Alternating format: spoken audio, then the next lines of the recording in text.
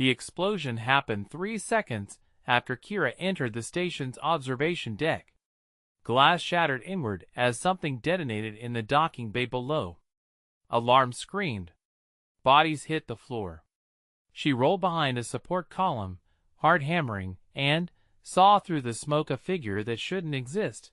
A Zarite woman, half her face melted into scar tissue, standing perfectly still while everyone else ran. The woman's eyes met Kira's. For eyes, the Zarite standard, but two were clouded white from burn damage. She didn't move. Didn't flee. Just stood there as debris rained down around her like she'd been waiting for this moment.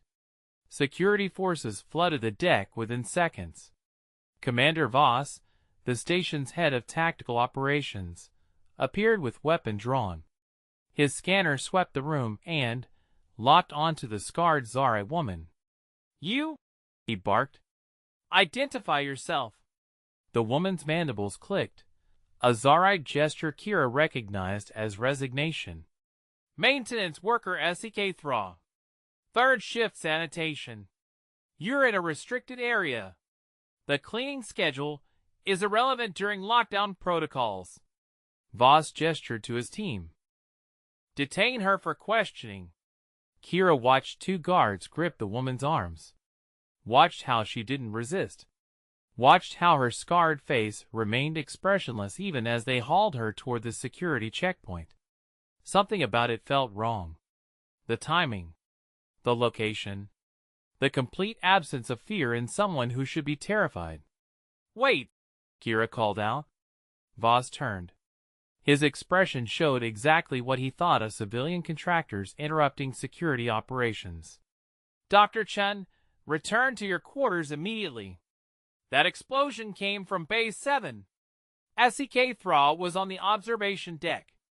She couldn't have triggered it from here. She could be an accomplice. Or she could be a witness." Kira stepped forward, ignoring the way every guard's hand shifted toward their weapons. "You're chasing the wrong person." Voss's jaw tightened. But he was professional enough to consider the point. He spoke into his comm, requested the security footage, and 30 seconds later his expression changed. "Release her," he said quietly. The guards let go. SEK Thraw's scarred mandibles clicked again, surprised this time. She looked at Kira with those clouded eyes, and something passed between them. Recognition. Not of identity, but of circumstance. Two outsiders in a system designed to exclude them. The real bomber was caught 17 minutes later. A disgruntled cargo handler with grievances about pay disparities. The explosion had been meant to destroy evidence of his theft operation. SEK Thraw had been in the observation deck because her cleaning route included it. Pure coincidence that she'd been in the wrong place when detonation occurred. But, coincidence or not, the damage was done. Kira watched during the debriefing as other station personnel gave SEK Thraw a wider berth than before. Watched how conversations died when she entered rooms. Watched how the scarred Zarite woman became invisible through the collective decision to not see her. The station cafeteria was the worst. Kira noticed it during her second week. SEK Thraw would enter during third shift meal period, collect her nutrition pack from the dispensary, and sit alone at a corner table. Not because no other seats were available. Because the moment she approached any occupied table, its occupants would suddenly remember they needed to be elsewhere. It was systematic erasure. Death by 1,000 small rejections. Kira had seen it before on Earth. The way visible difference became invisible person. The way damage became defect became don't acknowledge. She'd experienced it herself after the accident that left her leg reconstructed with visible cybernetics.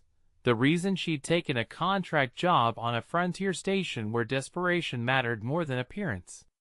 3 weeks into her posting, Kira finished her shift calibrating the station's atmospheric processors and headed to the cafeteria. Third shift again. The place was moderately crowded. She collected her meal and scanned the room. SEK Thra sat alone in the corner. Same table. Same careful isolation. Kira walked over and sat down across from her. The reaction was immediate. Conversation stuttered. Heads turned. A Martian colonist 2 tables away stood abruptly and moved to the opposite side of the cafeteria. The exodus was subtle but unmistakable. SEK Thra's 4 eyes, 2 scarred, 2 clear, fixed on Kira with an intensity that felt like pressure. "You don't have to do this." "Do what?" Kira unwrapped her protein bar. "Perform charity. Make a statement. Whatever this is. I'm eating dinner.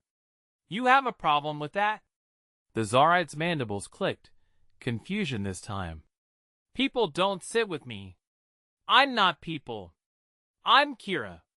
She bit into the protein bar. It tasted like recycled cardboard, as expected. "The food here is terrible. It sustains biological function. That's the most depressing endorsement I've heard." Kira pulled out her datapad. "Mind if I work while I eat? I've got calibration reports due tomorrow." SEK Thra stared at her for 15 seconds.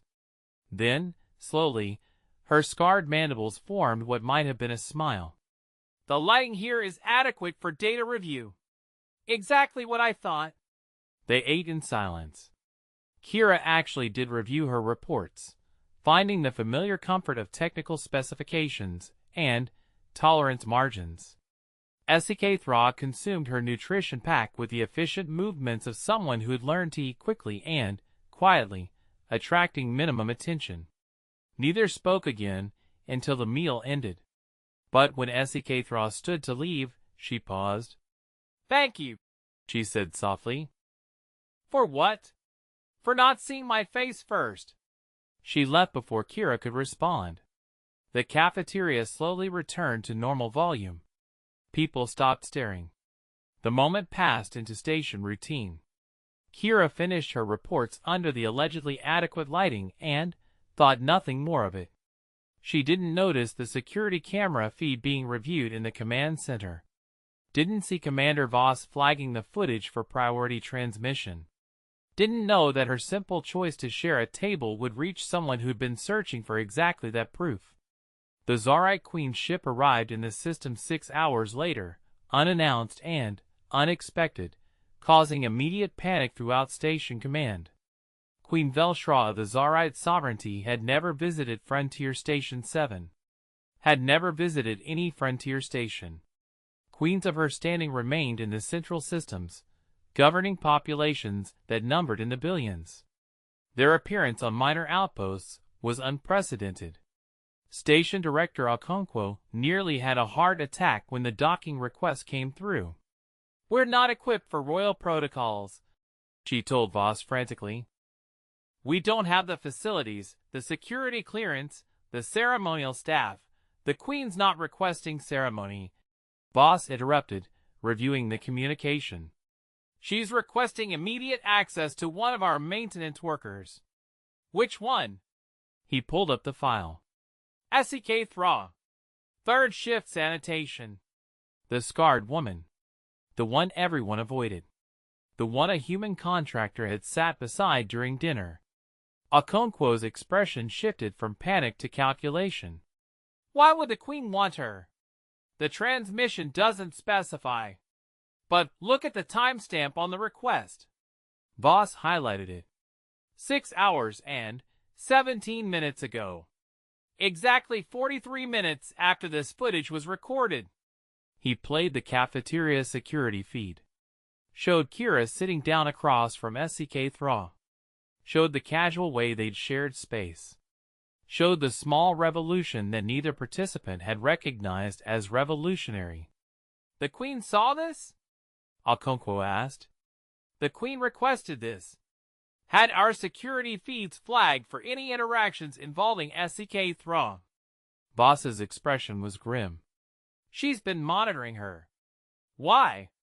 "I don't know." "But we're about to find out." "The Queen's ship docked precisely on schedule." The security team that disembarked moved with the fluid precision of warriors who'd trained together for decades. They established a perimeter, verified atmospheric integrity, confirmed the station's structural stability against their monarch's biological requirements. Then Queen Velshra emerged, and everyone in the docking bay understood why queens rarely left their central systems. She was enormous. 8 feet of chitinous armor polished to mirror brightness. For arms that moved with synchronization impossible in untrained beings. Compound eyes that contained depth and intelligence that predator species instinctively recognized as apex. She wore the crown crests of her lineage, organic growth shaped through genetic engineering over 40 generations into patterns that declared bloodline and authority. Director Okonkwo bowed. Voss bowed. Every being in the bay bowed except the security team, who maintained watchful positions with weapons ready but not threatening. Your Majesty, Okonkwo began. We're honored. Where is Esikathra? The Queen's voice bypassed all pleasantries. In her quarters, Your Majesty. We can summon her immediately. No. Velshra's antennae tilted. I will go to her. And I require the human who sat beside her in your cafeteria. Dr. Kira Chen. The request became command. Within minutes, both women found themselves summoned to the station's only conference room large enough to accommodate the Queen's security detail. Kira arrived first, still in her work coveralls, confused about why her dinner companion had suddenly become a diplomatic incident. She'd expected maybe a reprimand for violating some protocol she didn't know existed. She hadn't expected to find herself facing Tsarite royalty. Esikathra arrived moments later, escorted by 2 of the Queen's guards. Her scarred face showed the same careful neutrality Kira remembered from the explosion aftermath. But her mandibles clicked rapidly, stress response. Queen Velshra stood at the room's head. Her compound eyes tracked both women as they entered. Her guards positioned themselves at strategic points, observing everything while appearing to observe nothing. Esikathra, the Queen said. The scarred woman dropped to all 4 knees. Full prostration. The gesture of absolute submission in Tsarite culture. Rise, Velshra commanded. I didn't come here for protocol. Esikathra rose slowly. Her clouded eyes remained fixed on the floor. Look at me! She looked up. The movement was jerky, uncertain, like someone relearning basic motor control. The Queen's mandibles formed a complex pattern, grief mixed with fury mixed with something deeper that Kira couldn't name. You're alive. Yes, Your Majesty. The report said you died in the refinery explosion, that the entire facility was lost, that no survivors could be recovered from the contaminated zones. The reports were accurate regarding the facility. I was exceptional regarding survival. You were in the decontamination chamber when the core breached. The blast should have killed you instantly. It tried, Your Majesty. Silence filled the room, like physical pressure. Kira watched the 2 Tsarites, one perfect, one ruined, face each other across distance that felt simultaneously vast and intimate. You're my daughter, Queen Velshra said quietly. The room's oxygen suddenly felt insufficient. Kira's brain struggled to process the revelation. Esikathra, the maintenance worker everyone avoided, the scarred woman who ate alone, the person whose existence the station had collectively erased, was royalty. Esikathra's mandibles clicked. I was your daughter. That person died in the explosion. Because I declared her dead. The Queen's voice carried weight that could crush stone. Because our protocols demand perfection from royal bloodlines. Because disfigurement is incompatible with the image of strength we project to maintain sovereignty over 17 systems. She moved closer. Her guards tensed but didn't interfere. I thought I was protecting you. Declared you dead. Arrange for your relocation to frontier stations where no one would recognize you. Where you could live without the burden of a bloodline you could no longer represent. Her antennae drooped. I thought I was being merciful. You were being practical. Thrah's voice was flat. I understand the necessities of governance. Do you? Do you understand that for 11 months I've received surveillance reports on your daily existence? That I've watched you eat alone in cafeterias, work maintenance shifts no royal has performed in 6 generations, be systematically erased by people who don't know they're erasing a princess. The queen's compound eyes fixed on Kira. Until 3 weeks ago, when a human sat down across from you and destroyed my pretense that I'd done the right thing. Kira found her voice. I didn't know. You just sat down. Velshra interrupted. You just chose to share a table with someone disfigured. You just decided that her scars mattered less than basic companionship. The queen's mandibles clicked with something that might have been approval or might have been accusation. You did what I couldn't. What no one in my empire could. You saw my daughter as a person before seeing her as damaged. She turned back to Thrah. I'm not here to reclaim you for the throne. Your disfigurement does make royal duties complicated. I'm here because watching the humans sit beside you made me realize I've spent 11 months committing the cruelest abandonment in our species' history. You gave me freedom. Thrah said. Without royal obligations, I gave you isolation. The queen's voice cracked. I gave you exile and called it mercy. I watched you disappear into frontier stations where no one speaks to you, where you've learned to make yourself invisible because visibility only brings rejection. I did that to my own daughter because protecting our public image mattered more than protecting you. Silence. Then, Thrah spoke, her voice barely audible. What would you have me do? Return to the central systems where my face would be proof that even royal genetics can fail? Become a symbol of weakness in a sovereignty that maintains power through projected perfection? No. Velshra's antennae straightened. I would have you teach us what we've forgotten.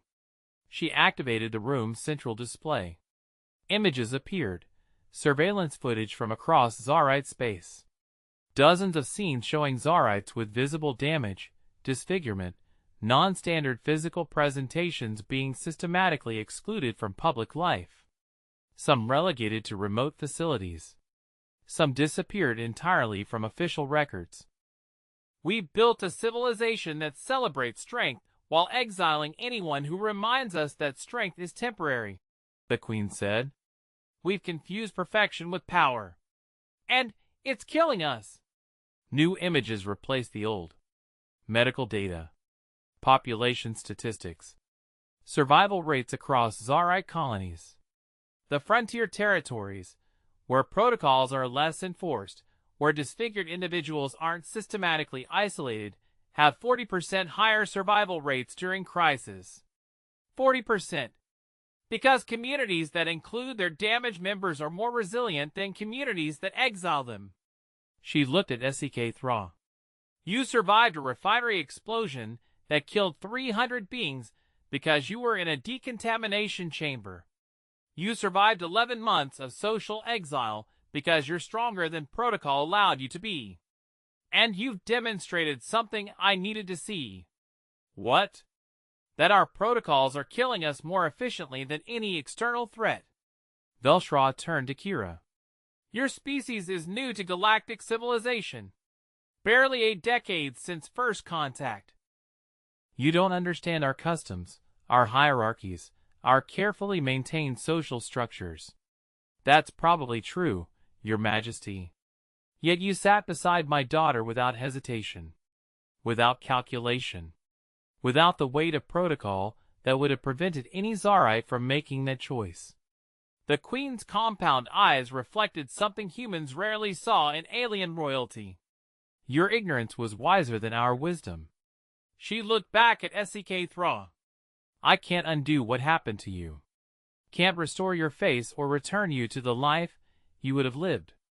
But I can admit I was wrong. Can acknowledge that exiling you was cowardice masked as practicality. The sovereignty needs you to be strong. SEK Thra said. Admitting error makes you vulnerable. No. Refusing to admit error while watching my people suffer from the same protocols that exiled you makes me complicit. Velshra's voice strengthened.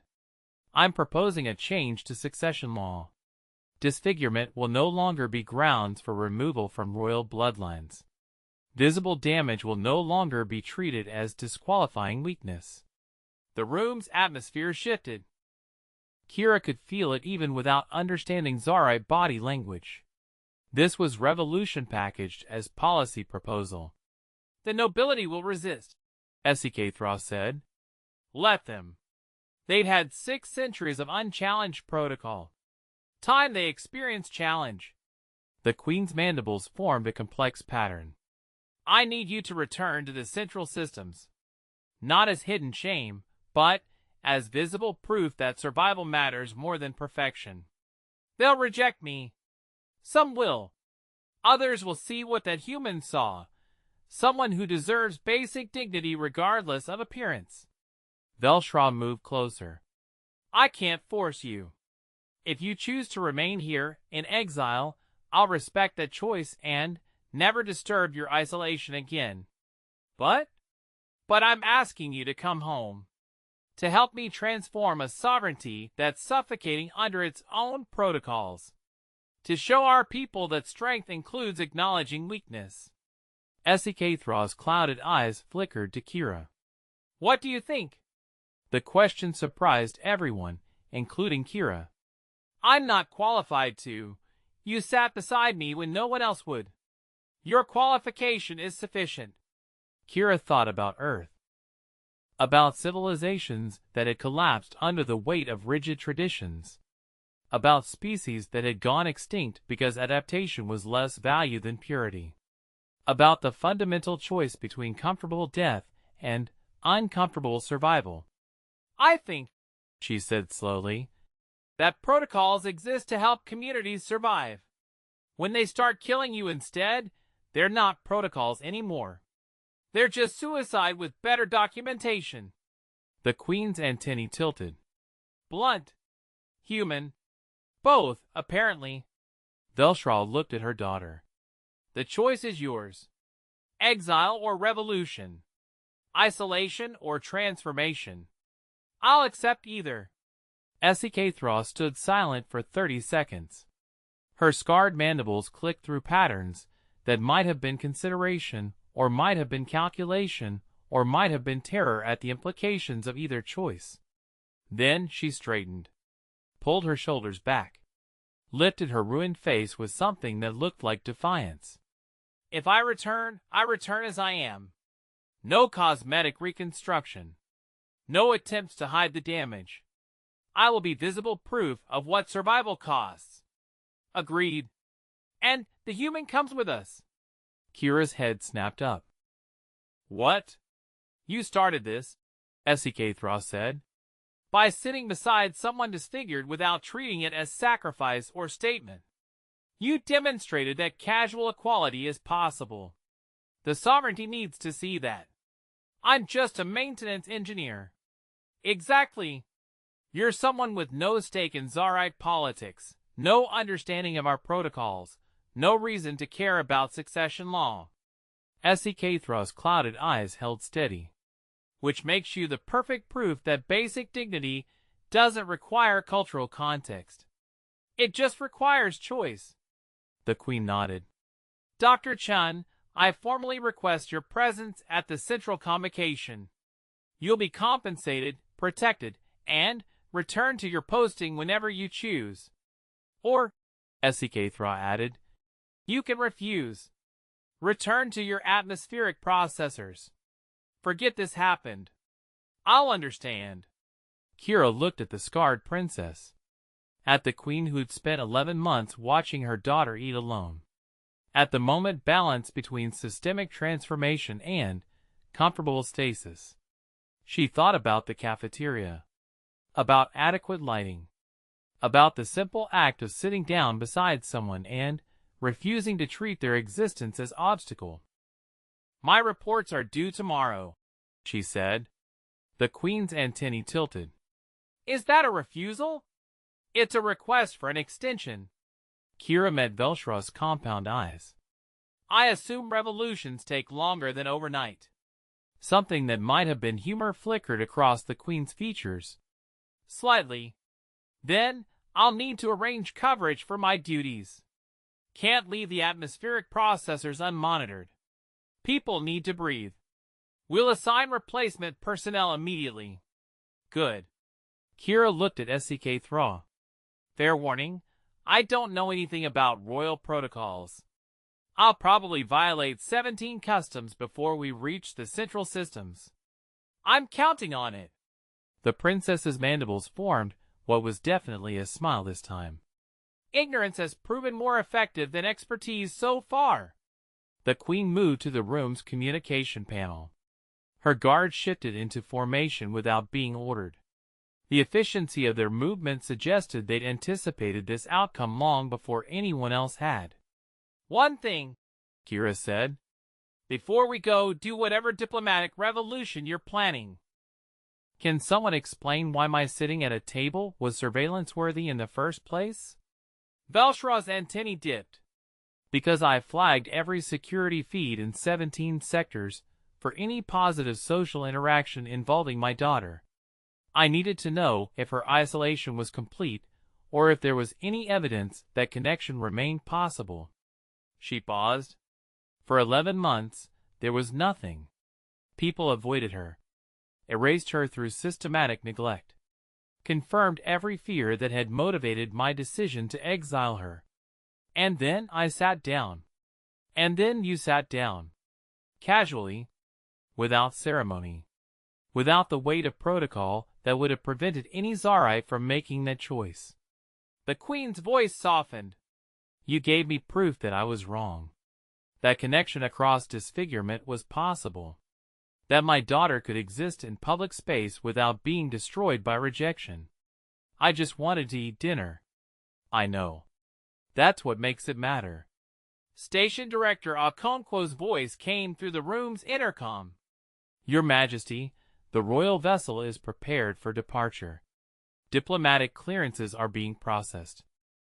We've also received 17 priority communications from the Tsarite High Council requesting explanation for your unscheduled presence on a frontier station. Tell the Council I'm returning with cargo that will require their immediate attention." Velshraw looked at her daughter. "Tell them I'm bringing Princess SCK Thraw home." The pause on the other end of the communication suggested Okonkwo was struggling to process that statement. "The princess was declared deceased, Your Majesty. Official records will be corrected." The Queen's voice carried weight that ended discussion. "Prepare formal resurrection documents. Full restoration of rank and bloodline privileges. Priority transmission to all sovereignty systems. That will cause significant political disruption." "Good. We've had 6 centuries of comfortable stasis. Time for disruption." The communication ended. In the silence that followed, Kira watched mother and daughter face each other across 11 months of separation and the vast distance that disfigurement had created between them. "I can't promise this will work," Velshraw said quietly. "The nobility will resist. Traditional families will protest. We may transform nothing except making your suffering more public. Or," SCK Thraw replied, "we might save the lives of every disfigured Tsarite currently being exiled to frontier stations, because their damage was treated as disqualifying shame instead of survivable circumstance." "That's optimistic. I had a human sit beside me during dinner. Optimism seems justified." They moved toward the door. The Queen's guards fell into formation, 4 ahead, 2 behind, positions that communicated both protection and respect. Kira found herself walking beside the princess. The casual equality of their cafeteria table suddenly translated into diplomatic procession. The station corridors had been cleared for the Queen's passage. "Standard security protocol," But Kira noticed faces in doorways, workers watching through windows, people who'd avoided Thra for weeks now witnessing her walking beside their queen, no longer invisible. Commander Voss waited at the docking bay entrance. His expression was carefully neutral as he bowed to the queen and nodded to the princess.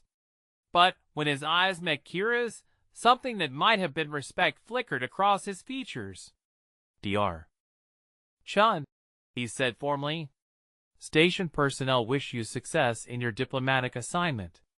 I'm not doing diplomacy. I'm just sitting at tables with people who need companionship. Thra finished. Apparently that's revolutionary now. The royal vessel was smaller than Kira expected. Sleek, efficient, designed for speed rather than display. The Queen's guards conducted final security sweeps while the crew prepared for departure. Within minutes, they were cleared for undocking. Kira found herself in a passenger cabin that was somehow both luxurious and austere. Tsarite aesthetic, beautiful through precision rather than ornamentation. A viewport showed the station receding as they pulled away from the docking clamps. Thra entered without knocking. She removed the maintenance worker coveralls and wore something that might have been traditional royal attire. The fabric was deep blue, cut to accommodate 4 arms, decorated with patterns that probably meant something important to people who understood Tsarite nobility. Feels strange, the princess said, settling into the cabin's other seat. The clothes? The visibility. For 11 months I've practiced being unseen. Made myself small. Learned to occupy minimal space so people wouldn't have to acknowledge my existence. She looked at her reflection in the viewport. Now I'm supposed to be as visible as possible. It's terrifying. You don't have to do this, Kira said. You could stay on the station. Keep working maintenance. I'll still sit with you at dinner. I know. That's why I'm doing this.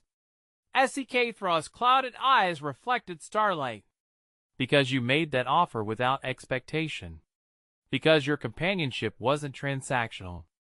Because for the first time in 11 months, someone treated my existence as normal rather than tragic. She paused.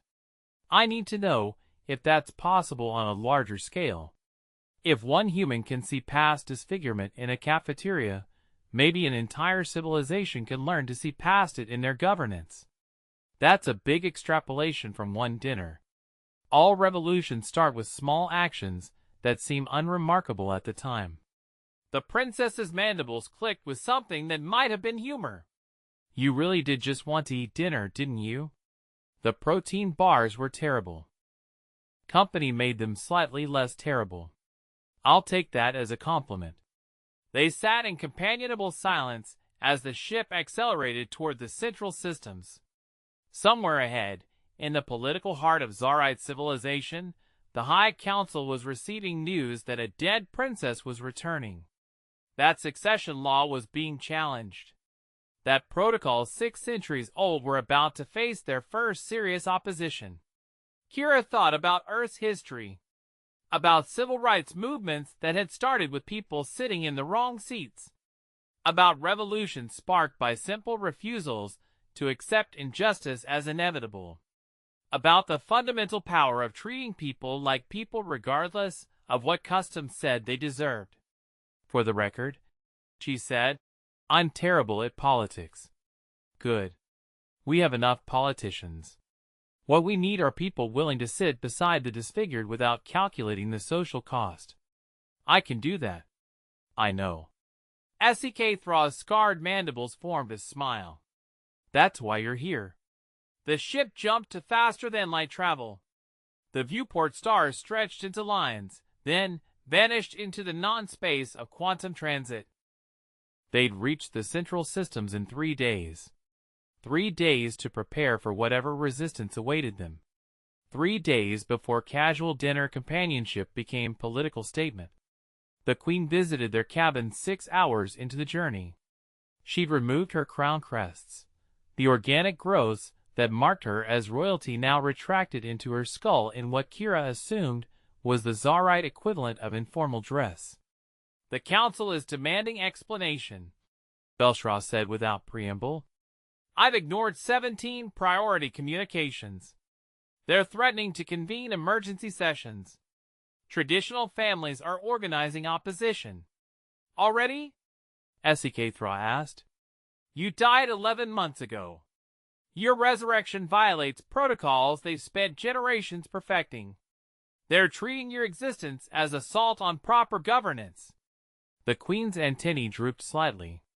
"I underestimated how deeply invested they are in the systems that exile disfigured individuals." "So what do we do?" Kira asked. "We demonstrate that their investment is killing us." Velshra activated a holographic display. Data materialized between them: population statistics, survival rates, colony success metrics across Tsarite space. "I've had my research staff analyzing frontier territories versus central systems for the past 4 months. The results are undeniable.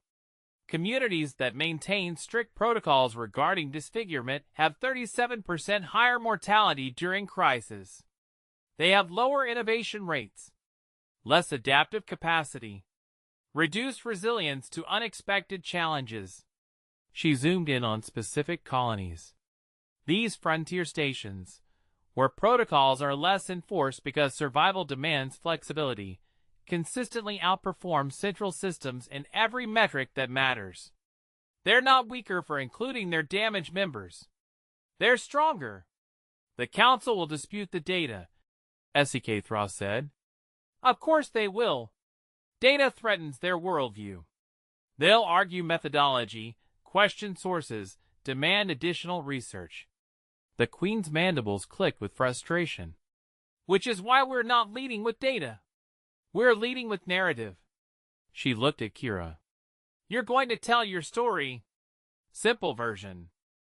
You sat beside a disfigured maintenance worker because you wanted company during dinner. That single action violated 17 Tsarite protocols and demonstrated that casual equality is possible. That's not much of a story. It's the only story that matters." Velshra's compound eyes held steady. "The Council will try to make this about genetics, about royal bloodline purity, about traditional succession law. You redirect to basic dignity. Every time they complicate it, you simplify it back to people deserve companionship regardless of appearance. They'll hate me. Some will. Others will be forced to confront the cruelty of protocols they've been enforcing without question." The Queen paused. "I won't lie to you. This will be unpleasant. The Council chambers are designed to intimidate. Noble families will use every rhetorical weapon available. They'll try to make you feel small. I'm a maintenance engineer from Earth. I already feel small. Good. Hold on to that. Let them see you're not trying to be anything except honest." Velshra's antennae tilted toward her daughter. "Esikethra will be the visible proof. You'll be the relatable catalyst. Together, you'll force the Council to choose between comfortable protocols and uncomfortable survival." The holographic display shifted to show the Council chambers, an enormous circular space with hundreds of seats arranged in ascending tiers. At the center, a speaking platform designed to make whoever stood on it feel exposed and evaluated. "We'll arrive during their regular session," the Queen explained. "I'll interrupt proceedings to introduce Esikethra's resurrection. They'll demand explanation. That's when you speak. What exactly am I supposed to say? The truth. How you sat at a table. Why you didn't consider it significant. What you saw when you looked at Esikethra." Velshra's voice softened. "Tell them what I needed 11 months and 17 security feeds to learn, that disfigurement doesn't erase personhood." Kira looked at the princess. At the scars that had cost her a royal life. At the person who'd survived both explosion and exile and was now choosing to face the political equivalent of both combined. "No pressure or anything," she said. Esikethra's mandibles clicked, definitely laughter. Revolutionary acts always come with pressure. That's how you know they matter. The 3 days passed in a blur of preparation. The Queen's staff briefed Kira on council protocols, though they emphasized she wasn't expected to follow them. SEK Thrall worked with diplomatic advisors on how to present herself. Visible but not defiant, damaged but not defeated, royal but not apologetic. They received reports of gathering resistance. 3 noble families formally protested the princess's resurrection. Traditional scholars published treatises on why disfigurement remained incompatible with royal bloodlines. Security teams detected increased communication between conservative factions. Opposition was organizing faster than expected. They're scared, SEK Thrall observed during one of their planning sessions. Not of me specifically. Of what my existence represents. If disfigured royalty is acceptable, every protocol they've used to maintain hierarchy becomes questionable. Good, Belshaw said. Fear means they recognize the threat.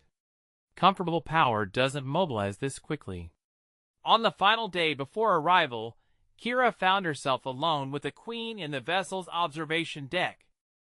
Through the viewport, she could see the first signs of the central systems, massive orbital structures, planet-side installations visible even from light years away, the infrastructure of a civilization that had controlled 17 systems for 6 centuries. You can still back out, Belshaw said quietly. Return to your station. Let us handle this without involving you further. Is that what you want? I want my daughter to survive what's coming. You're the evidence that survival is possible even for the disfigured. But I won't force you into political conflict you never signed up for. Kira thought about the cafeteria, about adequate lighting and terrible protein bars, about the simple moment when she decided no one should eat alone. I sat at a table, she said. Apparently that started a revolution. Seems wrong to walk away before it's finished. It won't finish in the council chambers. This will take years. Generations, maybe. Changing centuries of protocol isn't accomplished in single sessions.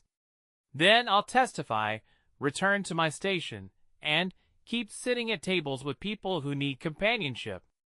Kira met the Queen's compound eyes.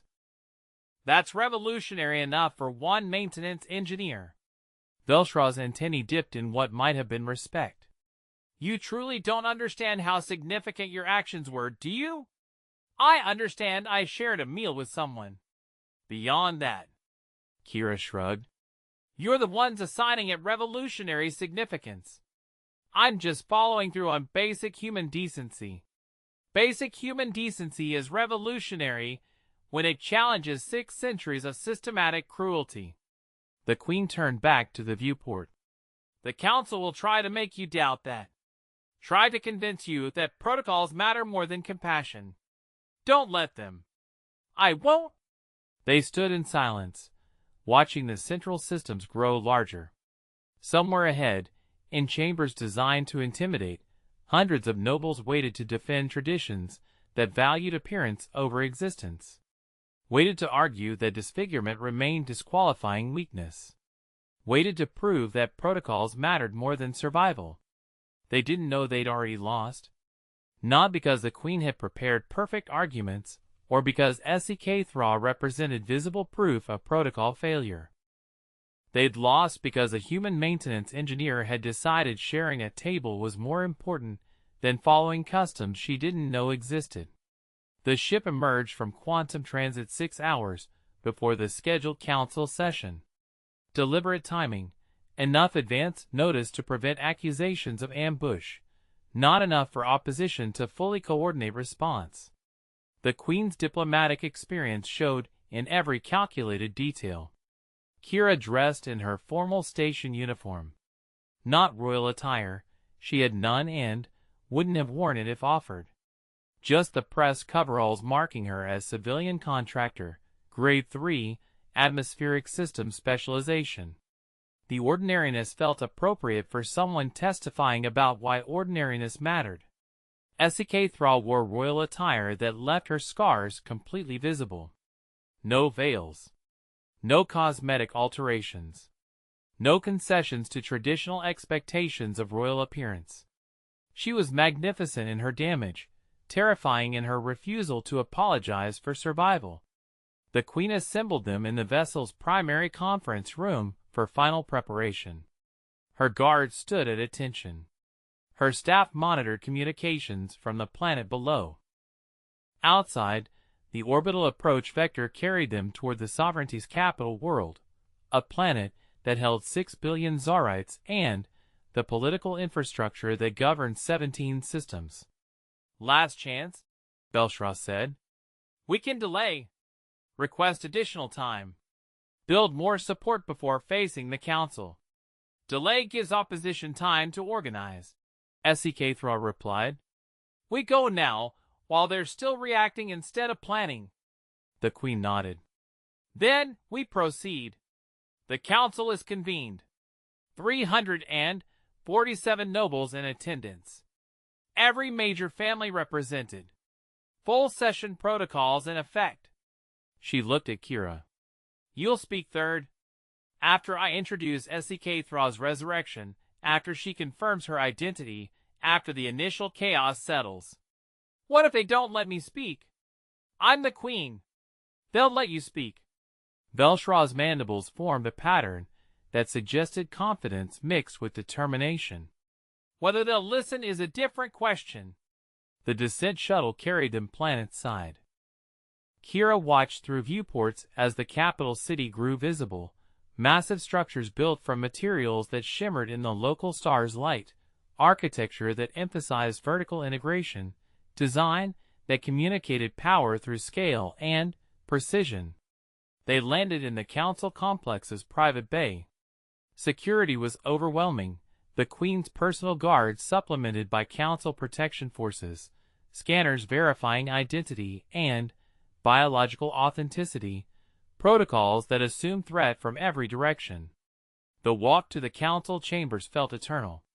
Corridors designed to impress, decorated with artwork celebrating Zarite history, lined with representations of past queens whose authority had seemed absolute.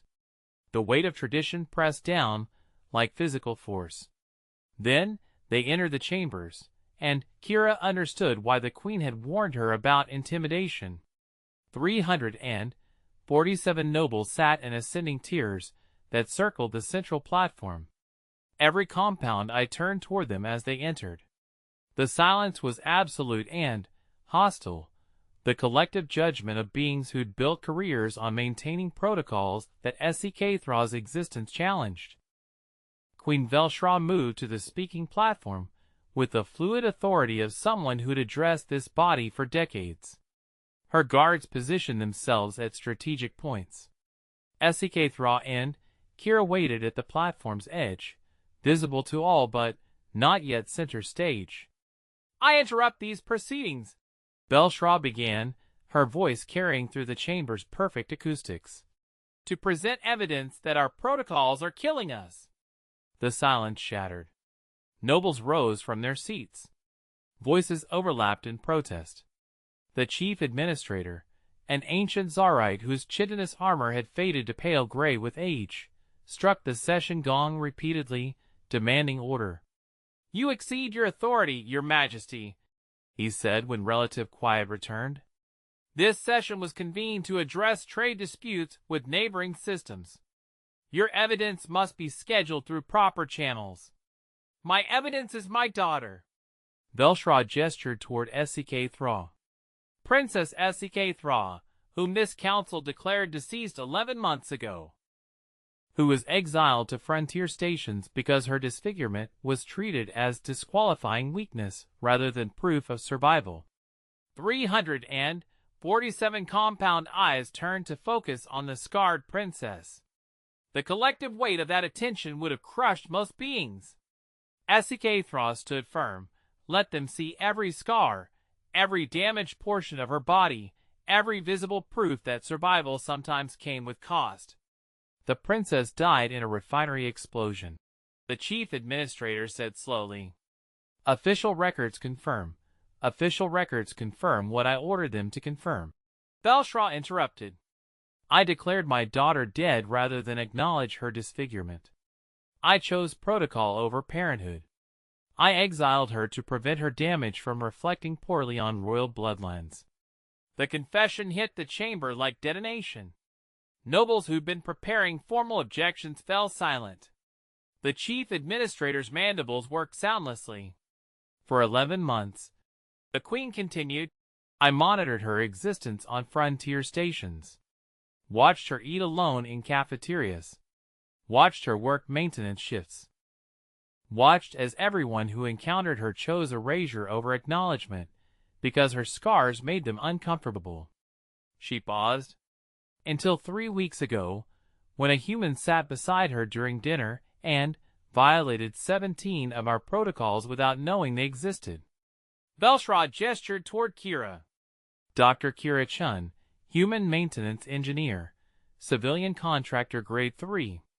She shared a table with my daughter because she wanted company during a meal. That single act demonstrated what 11 months of surveillance couldn't, that connection across disfigurement is possible. That our protocols preventing such connection are choices, not necessities. Kira stepped forward. 347 nobles examined her with the intensity of beings evaluating potential threat. She was absurdly out of place in this chamber, human among Tsarites, civilian among nobility, maintenance worker among political elite. Speak, the chief administrator commanded. Explain your protocol violations. Kira thought about all the preparation. The careful language diplomatic advisors had suggested. The political framing the Queen's staff had recommended. She discarded all of it. I sat down at a table during dinner shift, she said simply. S.E.K. Thrall was eating alone. The lighting was good. I wanted company while reviewing reports. So I sat down. The silence was absolute. That's it? A noble demanded from the upper tiers. That's your explanation? Yes. You didn't know she was royal? Didn't recognize her bloodline? I knew she was someone eating alone in a cafeteria. That's all that mattered. Another noble, younger, wearing crests that indicated high family ranking, stood. You violated protocols regarding proximity to disfigured individuals. 17 distinct customs that maintain proper social stratification. Are you claiming ignorance absolves you? I'm not claiming anything. I don't know your protocols. I saw someone alone and decided sharing a table was better than eating separately. Kira met the noble's compound eyes. If that violates customs, your customs need examination. The chamber erupted. Half the nobles rose in protest. The other half remained seated but radiated hostility through body language Kira was beginning to recognize. The chief administrator struck the session gong repeatedly. Order! His voice cut through the chaos. We will maintain proper procedures. When relative quiet returned, he addressed Kira directly. You stand before this council and declare our centuries of protocol need examination? You, who've been in Tsarite space for less than a year, presume to judge cultural practices you don't understand? I presume nothing, Kira replied. I'm just telling you what happened. I sat at a table with someone disfigured. The station's population treated it as scandalous. Your queen saw it as significant. I treated it as Tuesday. She gestured toward S.E.K. Thrall. If sharing a meal with someone scarred is revolutionary in your culture, something's broken in your culture. That's not judgment. That's observation. The chief administrator's mandibles clicked rapidly, anger mixed with something that might have been recognition. You simplify complex social structures. Our protocols maintain order across 17 systems. They're killing you, Belshraw interrupted. Look at the data. She activated holographic displays throughout the chamber. Statistics materialized above every tier: survival rates, crisis response effectiveness, innovation metrics, community resilience measurements. The numbers were undeniable. Populations maintaining strict disfigurement protocols had dramatically worse outcomes across every measure. Frontier territories where protocols aren't rigidly enforced outperform central systems, the Queen continued. Communities that include their damaged members are more resilient. Societies that value survival over appearance adapt better to unexpected challenges. She pulled up specific examples. Colony failures in central systems caused by refusing to utilize disfigured workers. Crisis responses that failed because damaged individuals were excluded from decision-making. Innovations that emerged from frontier stations where protocol flexibility allowed unconventional contributors. Our protocols aren't protecting us, Belshaw said. They're making us fragile, brittle, unable to adapt because we've spent 6 centuries perfecting systems that value appearance over functionality. A noble from the middle tier stood, older, wearing ceremonial armor marking her as representative of one of the founding families. Your Majesty presents data that supports predetermined conclusions. But, even accepting these statistics, changing succession law based on single example is precipitous. Princess Sekthra's disfigurement remains problematic from governance perspective. Why? Kira asked. The noble turned compound eyes toward her. Because royal bloodlines must represent strength. Physical perfection communicates genetic superiority that justifies authority. A scarred princess undermines that message. So your entire governance structure requires lying about the nature of survival? Kira kept her voice level. Requires pretending that strength means never being damaged rather than meaning surviving despite damage? It requires maintaining social stability through consistent imagery. If royalty can be disfigured, the symbolic foundation of sovereignty is compromised. Then, your foundation is built on fantasy. Kira gestured toward Sekthra. She survived an explosion that killed 300 beings. Survived 11 months of isolation that would have broken most people. She's standing here despite every protocol designed to erase her. That's not weakness. That's the definition of strength. It's the wrong kind of strength. Another noble interjected. We celebrate mental fortitude, certainly. But physical presentation matters for maintaining comfortable illusions. Belshaw cut in. For pretending our bloodlines are invulnerable. For allowing ourselves to believe that exile of the damage protects us rather than weakening us. She moved to center platform beside Kira. Dr. Chen's ignorance of our protocols allowed her to make a choice we've spent centuries teaching ourselves not to make. She saw someone alone and chose companionship over protocol. That simplicity is precisely what we've lost. The chief administrator struck the gong. This council will not revise centuries of succession law because a human shared a meal. The princess's resurrection is acknowledged. She may exist in private capacity, but restoration to royal bloodlines remains inappropriate. I'm not asking permission. Belshaw's voice carried absolute authority. I'm informing this council that succession law is being revised.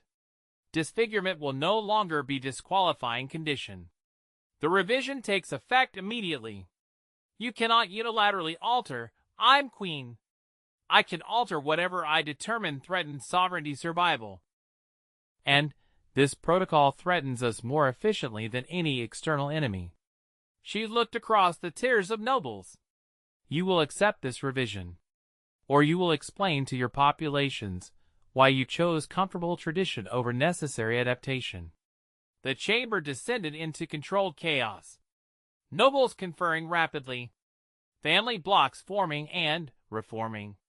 Political calculations occurring in real time as 347 beings processed the implications of challenged authority. Sekthra moved to join her mother and Kira on the central platform. The three of them, queen, princess, human, stood together while the council struggled to respond. They're going to resist. Thra said quietly. Let them. Belshra replied. We've made the declaration public. Every system receives simultaneous transmission.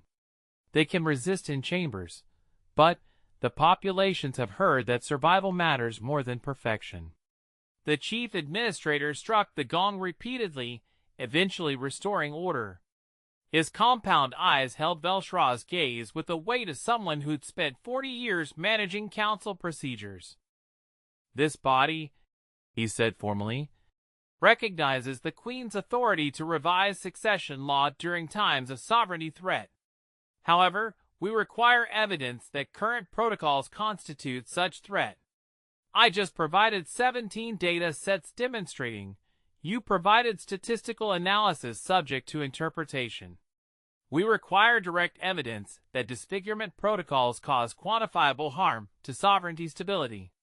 It was masterful deflection, demanding proof of direct causation that would be nearly impossible to establish definitively, creating procedural obstacles that would delay implementation while appearing to take the concern seriously. Kira recognized the tactic. She'd seen similar approaches on Earth, bureaucratic resistance disguised as reasonable process. The goal wasn't proving protocols worked. It was making change so procedurally difficult that it never happened. I have evidence, she said. The chamber went silent. The chief administrator's antennae tilted toward her. You, Dr. Chen? What evidence could you possibly? Thra almost died. Not from the explosion. She survived that. She almost died from the isolation afterward. Kira kept her voice steady, conversational. I watched it in the cafeteria. The way she made herself small. The way she moved like someone trying to take up minimum space. The way she'd learned to exist without existing because that was safer than being seen. She looked at the nobles in their ascending tiers. That's what your protocols do. They don't just exile disfigured individuals. They teach them to erase themselves, to shrink, to disappear. And you're losing all that capacity, all that potential, all those people because protocols matter more than survival. Personal observation is not evidence. A noble objected. It's the only evidence that matters. Kira's frustration broke through her attempted diplomacy. You're asking for statistical proof that cruelty causes harm. I'm telling you, I watched someone being slowly destroyed by your systematic rejection. If you can't recognize that as harmful, your metrics are broken. The chief administrator's mandibles clicked. Emotional appeals are appropriate when discussing how you treat people. Kira interrupted. You spent this entire session talking about protocols and procedures and symbolic foundations. You haven't once mentioned that we're discussing whether beings who survive catastrophe should be exiled for the manner of their survival. She gestured toward Thra. She's alive. That should be celebrated. Instead, you declared her dead and exiled her to stations where no one would speak to her because her face reminded them that survival has costs. That's not protocol. That's systematic cruelty disguised as procedure. The silence that followed was different. No longer hostile rejection. Something more uncertain. The weight of recognition that simplicity had exposed complexity as excuse. A noble from the lower tiers stood, younger, wearing minimal ceremonial decoration. Dr. Chen speaks truth that makes us uncomfortable. I've observed disfigured workers in frontier facilities. Watched how they're excluded despite obvious competence. Always assumed it was necessary for maintaining proper order. She paused. But listening to this testimony, I recognize I never questioned whether that order served us or just made us comfortable. Another noble rose. Then another. Voices across the chamber acknowledging observations they'd made but dismissed. Workers excluded. Capacity lost. People who'd survived trauma only to face systematic erasure afterward. The dam was breaking. Not completely. Not uniformly. But enough nobles were beginning to question comfortable assumptions that total resistance was no longer sustainable. The chief administrator recognized the shift. His antennae drooped slightly. Acceptance of changing political reality. This council will form committee to review disfigurement protocols. Timeline for recommendations, 60 days. The Queen's revision to succession law will be acknowledged pending review completion. It wasn't victory. It was procedural delay disguised as consideration. But Velshra accepted it with a nod because she understood political progress occurred incrementally. 60 days, she agreed, during which Princess Thra will resume public duties. Full restoration of rank and bloodline privileges. Any noble family refusing to acknowledge her status will face formal inquiry regarding protocol compliance. The threat was clear. Make disfigurement acceptable or prove you're violating the Queen's direct orders. Political maneuvering that forced cooperation regardless of personal objection. The session dissolved into procedural closure. Nobles dispersing to confer with family blocks. Political calculations continuing in smaller groups. The machinery of sovereignty governance adapting to challenge tradition. Kira, Thra, and Velshra left the chambers together. The guards formed around them automatically. Outside, the capital city continued its normal operations, unaware that its governance structure had just experienced its first serious challenge in 6 centuries. That could have gone worse, Thra observed. It could have gone better, Velshra replied. 60-day delay allows opposition to organize. They'll use that time to develop counterarguments, build resistance coalitions, create obstacles to implementation. So we use it too, Kira said. 60 days to demonstrate that including disfigured individuals in public life doesn't cause societal collapse. 60 days of visible proof that your daughter can perform royal duties despite her scars. The Queen's antennae tilted toward her. You understand political strategy. I understand atmospheric systems. Same principle. Pressure differential drives flow. You've created pressure by making the revision public. Now we maintain that pressure until flow becomes inevitable. They returned to the royal residential complex, a massive structure that balanced security with accessibility, designed to house the reigning queen and her immediate staff. Kira was assigned quarters that felt absurdly luxurious compared to her station cabin. Thra's rooms were adjacent, allowing privacy while maintaining proximity. That evening, they ate dinner together.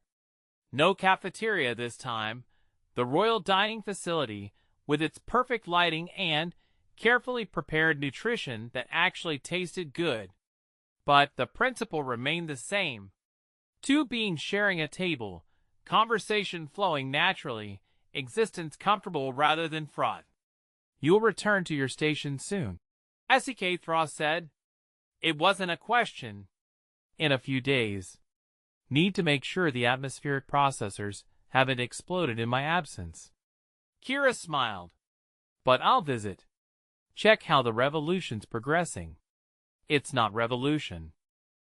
It's incremental reform that will take decades to fully implement.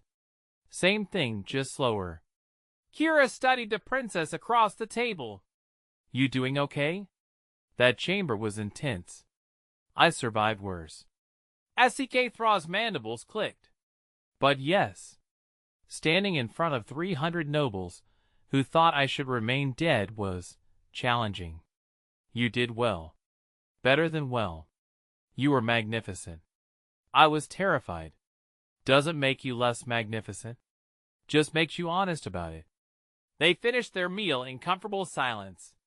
Through the windows, the capital city sparkled with billions of lights, the infrastructure of a civilization that was beginning to question whether perfection mattered more than survival. Kira returned to her quarters eventually. Found a message waiting from Station Director Okonkwo. Atmospheric systems running smoothly. No rush on return. Take the time you need. We're watching the feeds. You're making history. She deleted the message. She wasn't making history. Just sitting at tables with people who needed company. The fact that it was being treated as historical said more about Tsarite culture than about her actions. The next 60 days proved exhausting. Sekethra resumed public duties under intense scrutiny. Every appearance was analyzed. Every interaction evaluated. Every moment captured and dissected by populations trying to determine if disfigured royalty was acceptable or aberration. Kira attended several events before returning to her station. Watched the princess navigate formal receptions, diplomatic meetings, public ceremonies, all while being visibly scarred, obviously damaged, undeniably disfigured. Watched how some nobles embraced her return, while others maintained careful distance.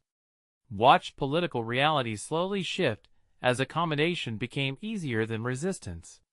She also watched the review committee's proceedings. Watched nobles struggle to articulate why protocols preventing connection with disfigured individuals serve sovereignty interests. Watched their arguments devolve into circular logic about maintaining tradition, because tradition had always been maintained. The committee's 60-day deadline arrived.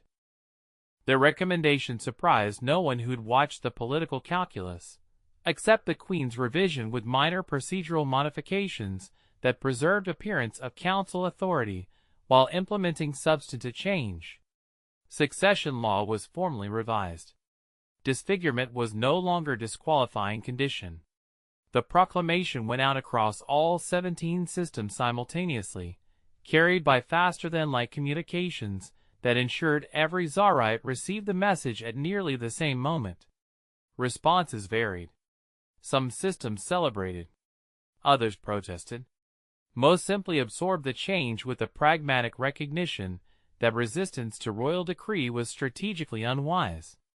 But in the margins, in the small stories that emerged from frontier stations and central facilities alike, change became visible. Disfigured workers reporting reduced isolation.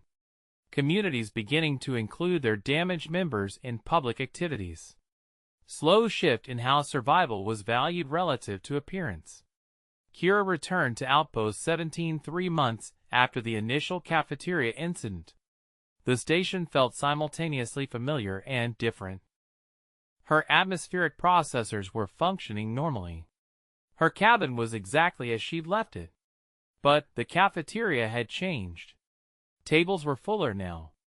People sat in mixed groups rather than strict species or functional segregation.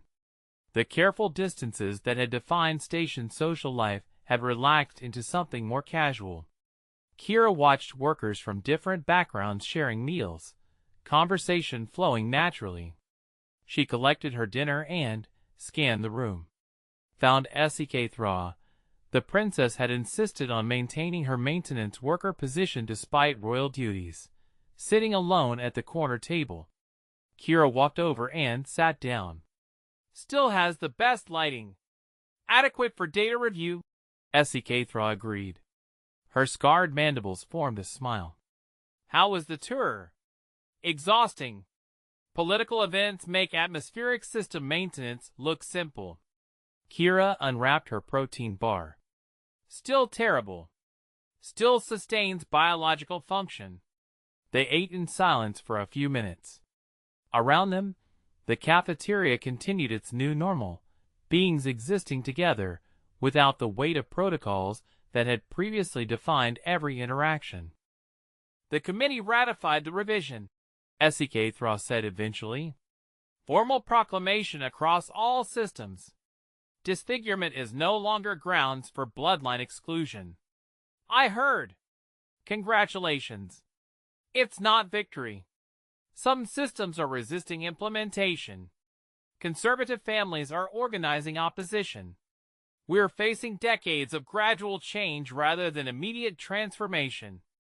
That's still change, Kira pointed out. 3 months ago, you were eating alone because everyone avoided you. Now look around. The exodus doesn't happen anymore. She was right. No one had moved when Kira sat down. No one treated their table as contaminated space. The casual acceptance was so complete it had become invisible. "Small revolutions," Thra said quietly. "The best kind. Large ones get messy." Kira finished her protein bar and pulled out her datapad. "I've got reports due tomorrow. Mind if I work? The lighting is adequate." They fell into comfortable routine. Kira reviewing atmospheric data. Thra consuming her meal with the efficient movements of someone who'd relearned how to exist in public space. Two beings sharing a table in a cafeteria that had witnessed the beginning of systemic change. Later, after the meal ended and they'd gone their separate ways, Kira stood at her cabin's viewport looking out at the stars. Somewhere across those 17 systems, populations were slowly learning what she'd always known, that dignity didn't require perfection. That survival was more valuable than appearance. That sometimes the most revolutionary act was simply refusing to let people eat alone. Her comm chimed. "Message from Queen Velshra. The Council has requested your presence for formal recognition ceremony. Honorary citizenship will be upgraded to full diplomatic status. Your service to the sovereignty warrants acknowledgement." Kira deleted the message. She didn't need recognition. Didn't want ceremony. She'd done what any decent person would do, sat at a table with someone who needed company. The fact that it had changed a civilization said everything about the civilization and nothing about the action. She returned to her atmospheric processors the next day, ran diagnostics, calibrated systems, performed the maintenance work that kept stations functioning and populations breathing. Simple, necessary work that mattered precisely because it was simple and necessary. In the evening, she went to the cafeteria, found Thra at their table, sat down without comment or ceremony. They ate together while reviewing their respective reports, existing beside each other in the casual equality that had accidentally sparked revolution. Around them, the cafeteria hummed with the sound of community being rebuilt. Workers from dozen species sharing tables. Conversations flowing naturally. The careful protocols that had enforced isolation slowly dissolving into something more organic and humane. It would take years for the changes to fully propagate across 17 systems. Some communities would resist until the old guard died and new generations grew up without the weight of rigid tradition. Some protocols would persist through institutional inertia despite their official revision. But here, in this cafeteria, on this frontier station, change was already complete. People ate together. The disfigured were no longer systematically isolated. Basic dignity had become normal rather than revolutionary. All because a human had sat at a table and refused to make it complicated. Kira finished her reports under good lighting. Thra completed her meal with the comfortable efficiency of someone no longer performing invisibility. They parted ways without dramatic goodbyes, knowing they'd repeat this routine tomorrow and the day after and every day that circumstance allowed. Small acts, repeated consistently, building foundation for transformation that would outlast them both. The stars burned cold and distant outside the station's viewports. But inside, in the warm chaos of the cafeteria, something better was growing. Something as simple and revolutionary as choosing to sit beside someone when no one else would. Sometimes that's enough to save a civilization. Sometimes it's enough to change everything. And sometimes, most importantly, it's just two people sharing a table because the lighting is good and no one should have to eat alone.